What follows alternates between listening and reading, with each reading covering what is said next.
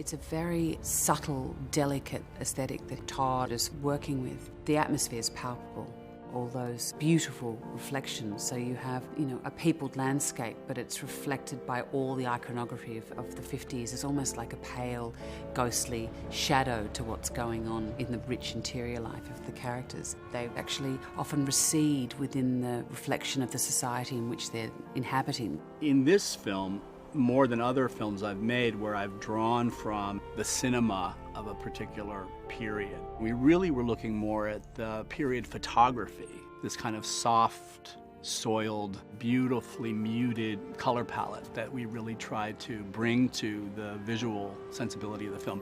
I think Todd does this beautiful mix of hyper-reality mixed with hyper-cinematic fantasy and beauty. It swirls together in this way where you feel like you're watching something that is so hyper-real and yet incredibly cinematic.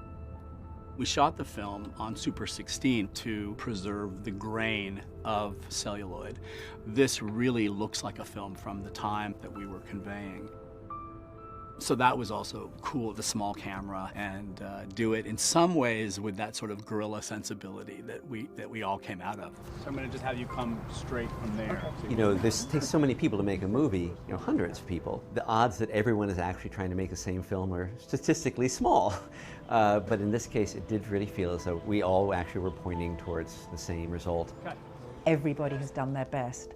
And just all the components work together. The arm will extend all the way out. Of course, it's all credit to Todd for putting together the right combination of people, but providing the inspiration.